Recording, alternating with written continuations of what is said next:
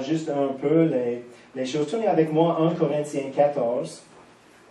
C'est intéressant, le Saint-Esprit. J'aime Jésus. Aimez-vous Jésus? Oui. Et son esprit. Oui. Il agit en tout le temps dans nos vies, mais souvent il est subtil. Et on ne remarque pas les choses surnaturelles, parce que souvent on veut les choses grandioses et spectaculaires. Mais il est toujours en train de faire quelque chose, de parler quelque chose, de révéler quelque chose dans nos vies. Et tout est surnaturel. Et les personnes, c'est triste vraiment, les croyants qui cherchent toujours pour seulement le spectaculaire, il manque le surnaturel chaque jour. Parce que le Saint-Esprit est toujours là et il nous parle chaque jour. Il fait les choses. Juste comme ce soir, il a fait les choses. Ma prédication ce soir était au sujet, on va parler, on a commencé un peu dimanche matin de parler au sujet du baptême du Saint-Esprit, de parler en langue. Et il y a plus, je veux dire, ce soir. Et déjà, le Saint-Esprit, il a parlé de ça. On a pris en langue et on avait l'exhortation, Pasteur Zénie a fait pour ça. Et c'est bon. C'est règle du Saint-Esprit en tout temps dans nos vies. Il fait les choses. C'est merveilleux, vraiment. Mais en Corinthiens 14, on a déjà regardé dimanche la volonté de Dieu. Jésus a commandé, il a commandé, ce n'était pas une suggestion, mais il a commandé les disciples de rester à Jérusalem, d'attendre pour la puissance d'en haut. Ils ont déjà reçu le Saint-Esprit en Jean chapitre 20, et quand Jésus était dans la salle avec eux, il a soufflé sur eux, et il a dit, recevrez le Saint-Esprit. Oui. Et donc, ils ont déjà reçu le Saint-Esprit, mais après, il a dit, attends à Jérusalem pour le Saint-Esprit. Parce que tu étais déjà baptisé, mais bientôt, vous serez baptisés dans le Saint-Esprit. Et donc, ils ont attendu à Jérusalem. C'est après il a donné la grande commission, vraiment. Il a donné la grande commission des choses. Et il a dit, attendez à Jérusalem de recevoir la puissance d'accomplir la grande commission. Donc, c'est merveilleux pour l'Église aujourd'hui. Nous avons un mandat surnaturel. C'est quelque chose de grandiose. Les choses d'accomplir pour le Seigneur, de prêcher partout dans le monde, de partager la bonne nouvelle avec tout le monde, de prêcher Jésus ressuscité, la bonne nouvelle.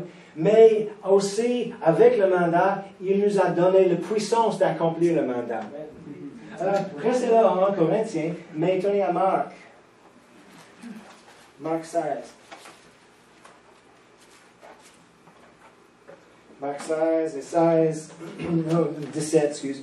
16 et 17. Voici les miracles qui accompagneront. Jésus parle ici. C'est pas un évangéliste pentecôtiste qui dit ça. C'est Jésus qui dit ça. OK?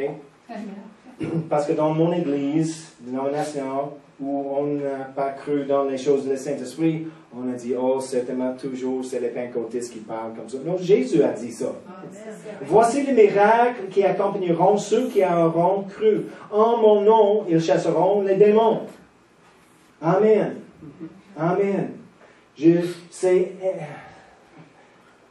incroyable pour moi aujourd'hui de regarder le monde et les personnes dans notre société, même ici. Les personnes qui luttent avec les démons, les esprits mauvais. Mais ils ne remarquent pas que c'est un esprit mauvais. Mais des fois, c'est un esprit mauvais, certainement. Ce n'est pas juste un soupçon, mais quelque chose dans l'intérieur.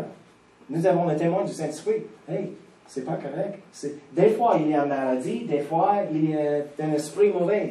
Et on a besoin, juste parce que quelqu'un avec le même symptôme ou la même chose psychologique avait une maladie ou avait un démon, on n'indique pas chaque fois c'est la même chose. C'est pourquoi on a le Saint-Esprit dans l'intérieur, pour discerner chaque cas, chaque personne, c'est quoi? Parce que des fois, il y a un déséquilibre chimique dans le corps de quelqu'un.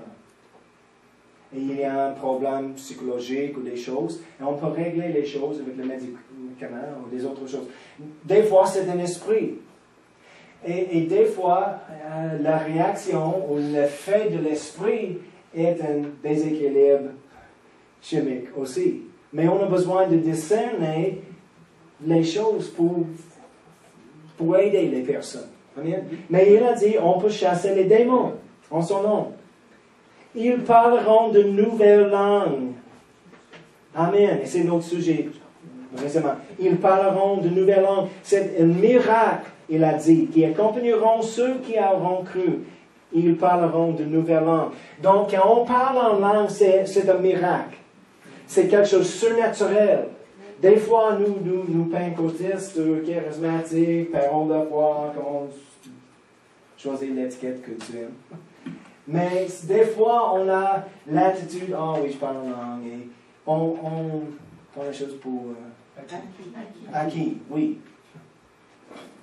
Non. La Bible dit, c'est un miracle. C'est un signe. C'est quelque chose de surnaturel. On a la communication surnaturelle avec Dieu. Maintenant, tournez 1 Corinthiens encore. 1 Corinthiens 14. Verset 14, Paul a dit, car si je prie en langue, mon esprit est en prière, mais mon intelligence demeure stérile. Avant le baptême du Saint-Esprit, je n'ai pas parlé en langue, parce que ce n'est pas possible, sauf que nous sommes baptisés dans le Saint-Esprit. Après, l'évidence initiale, chaque fois, sans exception, on parle en langue. C'est l'exemple dans la Bible. Chaque fois que quelqu'un a été baptisé au Saint-Esprit, nous avons parlé en langue. Et Paul a dit, quand je prie en langue, je parle en langue, c'est mon esprit qui est en prière. Mon esprit prie. L'autre traduction, je cite souvent, dit, mon esprit, par le Saint-Esprit, en moi, prie. Parce que c'est le Saint-Esprit, il habite dans mon esprit et il me donne les mots, les paroles de prier, les sons, on peut dire. Et c'est nous qui donnons l'expression des choses du Saint-Esprit dans notre esprit. Il semble compliqué, mais c'est pas vrai. On sait le Saint-Esprit, on parle en langue. C'est ça. Mais Paul a dit, c'est pas moi, c'est mon intelligence est stérile. Mais avant le Saint-Esprit, avant le baptême du Saint-Esprit, et je n'ai pas parlé en langue, mes prières étaient toujours de mon intelligence. Et c'est pas grave, vraiment, mais si on reste seulement avec des prières de notre intelligence, nous sommes limités. Et souvent, les situations, les circonstances de cette vie a besoin de puissance sans limitation. Mais si on reste seulement dans notre intelligence, malgré la taille de notre intelligence, et je suis le plus intelligent de toute ma famille, au travail, dans l'église, quelqu'un, c'est vous? Félicitations. Mais il y a toujours les situations plus grandes que toi et ton intelligence.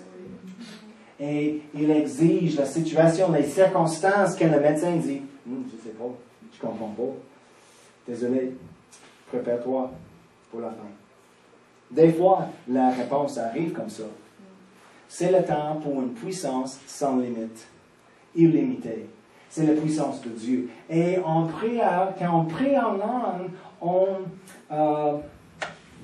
on a l'accès dans sa puissance illimitée. Mais avant, on prie selon notre intelligence. Je me rappelle quand j'ai prié, j'ai rencontré Cindy. Ah, j'aime Cindy. Ah, elle est belle. Non. Elle était très loin. Mais j'ai dit, OK, j'ai besoin de prier pour Cindy. Ah, OK, je vais prier. Mais je n'étais pas rempli du Saint-Esprit. Donc, j'ai dit, Seigneur, je prie pour Cindy, que tu vas bénir son journée aujourd'hui.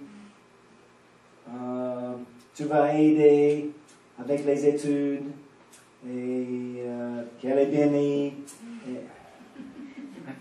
Hein? Au nom de Jésus, Amen.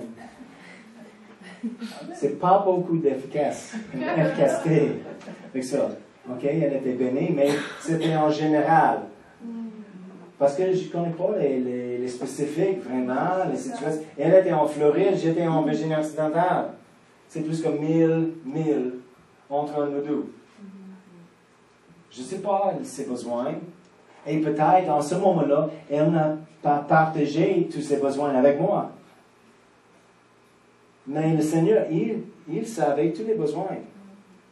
Mais j'étais limité dans mes prières parce que j'ai resté avec mon intelligence. Et je n'ai pas connu le Seigneur, pas beaucoup en ce moment-là.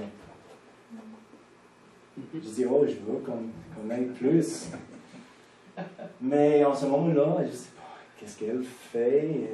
C'est quoi les besoins personnels? Je ne sais pas. Bénissez le Seigneur. J'étais tellement limité dans mes prières. Mais dans le Saint-Esprit, on coupe les liens de notre intelligence. On peut commencer là. Paul a dit pardon, je prierai avec mon intelligence, je prierai dans l'esprit, avec mon esprit. Donc, on peut commencer par la foi avec notre intelligence. On peut prier pour les choses qu'on voit et on comprend. Encore selon la parole de Dieu. Et même avec notre intelligence, quand on prie dans notre langue maternelle, on peut être inspiré par le Saint-Esprit de parler les choses surnaturellement dans notre langue maternelle. Mais même avec ça, il y a une limite. On a besoin d'arrêter ça après un temps. Et des fois, les croyants font l'erreur de prier trop. Prier trop dans leur langue maternelle. Parce qu'on pense, oh, j'ai besoin de prier, c'est tellement important. J'ai prié, et on prie dans un cercle. On prie la même chose dans une autre façon, la même chose dans une autre, et on juste parle. Hein? Non, c'est mieux de prier les choses et arrêter. Et ensuite, on prie dans l'esprit. On donne l'occasion surnaturelle pour le Saint-Esprit de prier à travers de nous. Mais si on prend tout le temps, on gaspille notre temps en prière avec notre intelligence. Ah, Seigneur, et je pense qu'il a besoin de ci et ça, et donne ça pour lui parce qu'il ne comprend pas ça. On peut deviner des choses, certainement, mais pourquoi deviner des choses quand le Saint-Esprit, il sait, il connaît la personne, toute la situation. On peut dire, Seigneur, c'est tout selon mon intelligence et c'est la parole que j'étais inspiré de prier cette parole pour lui. Mais maintenant, je mets la confiance dans le Saint-Esprit de prier pour lui, de régler les choses dans sa vie, dans le nom de Jésus. Et on commence de prier en langue et on donne l'occasion pour la puissance de Dieu de se manifester dans sa vie. Le Saint-Esprit nous donne la parole de prier. Et Paul a dit, c'est mon esprit qui prie. Regardez verset 2. 1 Corinthiens 14, verset 2. Il a dit, en effet, celui qui parle en langue ne parle pas aux hommes, mais à Dieu. Car personne ne le comprend. Et c'est en esprit qu'il dit des mystères. On prie des mystères dans l'esprit. Les choses inconnues, on peut dire. C'est un mystère. C'est quoi un mystère? C'est des choses inconnues. Je ne sais pas où ils sont. Mais le Saint-Esprit, il sait. Même dans notre vie, rappelez, Jésus a dit, le Saint-Esprit, quand il va venir, il va nous montrer les choses à venir. On ne voit pas le futur, mais le Saint-Esprit, il sait, il connaît demain et lendemain. On dit, quelle surprise! Dieu ne dit jamais, quelle surprise! Non, il voit nos futurs et les choses à venir. Et quand on prie, on cède au Saint-Esprit, il peut nous avertir des choses. Et en prière, souvent, on peut régler les choses en avance. Oui. Certaines choses, c'est pas possible. Ça dépend de la situation des choses. Mais il y a des choses, on ne peut pas arrêter complètement. Mais on peut régler les choses, d'avoir moins d'un effet sur nous et notre famille. Ça fait sens? Oui. Oui, ok. Oui. Mais quand on prie en langue, on peut prendre un sens des choses. Par exemple, Kenneth Hagin, il a dit, on a plusieurs exemples de nous aussi, mais il a dit, il avait juste un sens de prière. Oh, j'ai besoin de prier. C'est important, c'est grave. C'est comme quelqu'un est malade.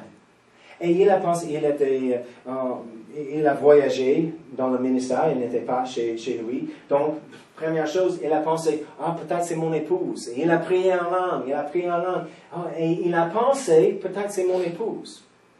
Dans son intelligence, avec ses pensées, peut-être c'est mon épouse. Et il a prié en langue. Mais plus qu'il a prié, il a dit, non, c'est pas mon épouse. Il a manqué le témoin du Saint-Esprit dans l'intérieur. C'est pas ton épouse. Il a dit, ok, prochainement, peut-être c'est mes enfants. Il a continué de prier en langue, et non, c'est pas mes enfants, mais c'est quelque chose de grave. Quelqu'un est en trouble, vraiment. Et il a pensé des autres membres de la famille, et enfin il a dit, peut-être c'est maman. Elle est vieille, et peut-être et il a prié, et il y a un témoignage dans l'intérieur de lui. Oui, c'était maman. Donc il a resté en prière en langue jusqu'au, on dit le fardeau est parti, ou est devenu plus léger. Parce que des fois c'est fini. C'est terminé en ce moment-là. Des fois, il y a besoin de plus de prière, mais pour le moment, c'est assez. OK? Comprenez-vous? Et après un temps, il a reçu un appel de son épouse qui dit, hey, ta mère est dans l'hôpital et c'est grave. Il a dit, oui, je sais, c'est correct, j'ai déjà prié, le Seigneur m'a donné quelque chose dans mon esprit, j'ai prié, c'est correct. Il a reçu la réponse dans son esprit avant, il est averti dans le naturel. C'est la même chose. Cindy a raconté souvent l'histoire de son père avec l'hélicoptère. Elle s'était écrasée, elle était sauvée. Mais elle avait quelques mois, 2-3 mois avant l'accident, quelque chose dans son esprit. Oh, j'ai besoin de prier. Un fardeau de prier. J'ai besoin de prier. C'est quoi, Seigneur? Elle a prié en langue, elle avait un sens. C'est mon père, c'est mon père. Qui sait ça? Le Saint-Esprit. C'était 2-3 mois avant l'accident. Même son père, il ne savait pas. Il y a un accident. Mais le Saint-Esprit peut nous montrer les choses à venir. Pourquoi? Juste pour nous à dire, hey, je l'ai vu. Oui, je l'ai vu. Il est mort, mais je l'ai vu. Non, pour prière. C'est les choses que je trouve ironiques, vraiment, et tellement tristes. Les personnes qui le Saint-Esprit s'occupe des choses, il parle, il agit en nous, et les choses viennent, et on dit, oh oui, je le savais. Mais on n'a pas prié. C'est pourquoi on était avertis, afin qu'on puisse prier et régler les choses dans l'esprit. On a une façon, une moyen surnaturel de régler les choses, les tempêtes de la vie. Et arrive en avant des choses avec la réponse. Avant le problème est là. On a la réponse. Donc, dans cette histoire, elle avait la réponse, mais elle a prié encore et encore, quelquefois.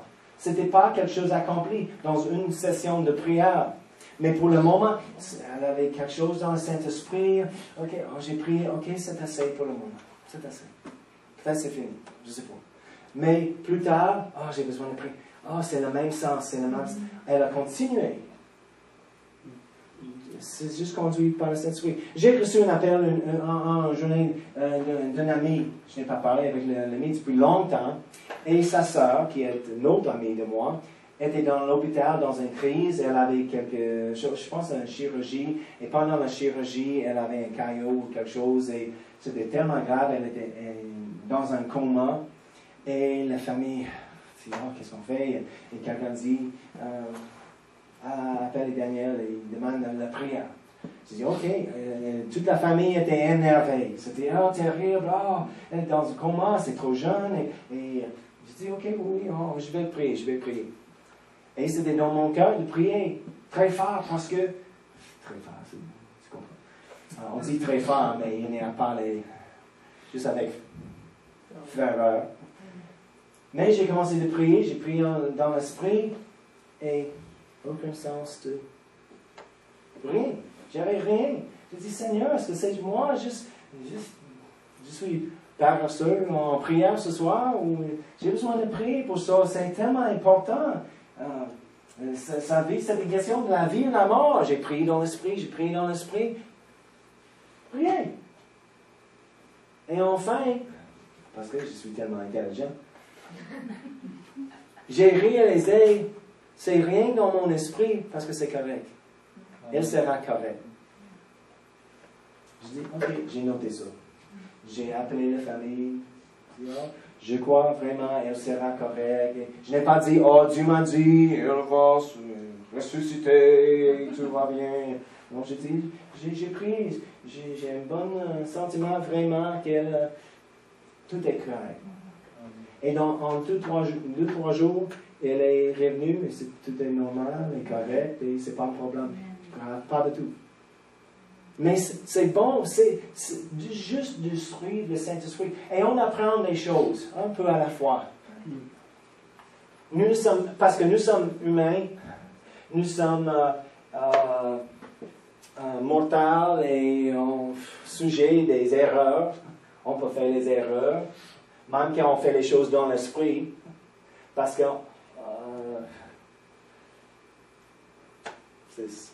c'est notre nature humaine. Mais on apprend des choses. Même quand on fait des erreurs, on peut apprendre pour la prochaine fois. On peut déterminer les choses du Saint-Esprit, les choses de notre intelligence, le sens des choses vient d'où? Dans l'intérieur de moi, dans mon esprit, ou à l'extérieur? C'est juste dans mes pensées? Il semble, ça, c'est difficile. Non, avec la pratique. Et de rester dans l'esprit, on peut régler les choses et apprendre les choses et devient plus efficace en prière et les œuvres de l'esprit. Donc, juste une exhortation ce soir, prier en langue. Chaque jour, continuez de prier en langue parce que c'est quelque chose de surnaturel. On donne l'occasion pour, c'est quelque chose de miraculeux, vraiment, quand l'Esprit parle à travers de nous. On ouvre la bouche et on appelle la puissance de Dieu dans les situations. Nos prières sont efficaces. Pourquoi? Parce qu'on donne une porte ouverte pour la puissance de Dieu de venir et se manifester dans la vie de nous et des autres. Amen, c'est tellement important.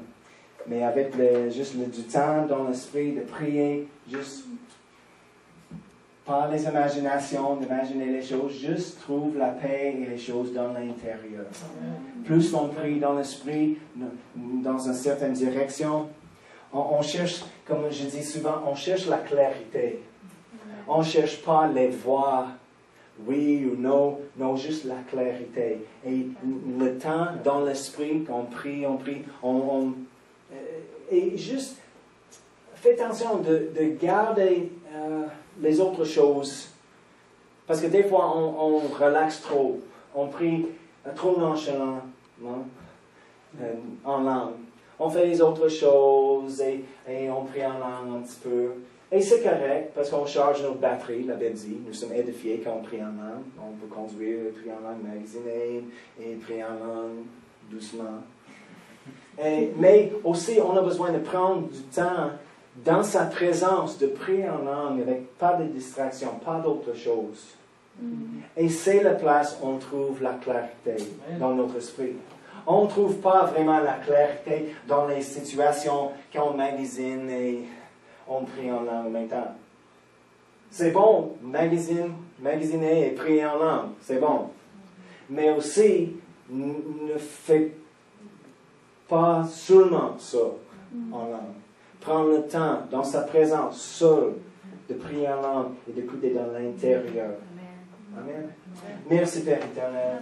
Merci pour ton cadeau du Saint-Esprit dans l'intérieur de nous. La langue du ciel et la langue des anges, Seigneur. On prie en langue, Seigneur, et on te donne toute la gloire, Seigneur, quand on te loue en langue, Seigneur. On prie les mystères, on parle des mystères et les choses. On voit les choses par le Saint-Esprit à venir dans nos vies. Et on peut régler ça. On peut donner l'accès de ta puissance, Seigneur, dans toutes ces choses. Oh, merci. Quel privilège de venir devant toi, Seigneur, dans l'Esprit, de prier en langue, d'écouter à ta voix et de trouver la clarté dans notre esprit. Oh, pour notre travail, pour nos enfants, pour la famille, le mariage, pour tout domaine de notre vie, Seigneur. Et nous sommes reconnaissants. Merci pour le Saint-Esprit et le don de prier en langue. Oh, sois glorifié dans nos prières, Seigneur. Sois glorifié dans nos vies, dans notre Église, dans le nom de Jésus. Amen. Amen.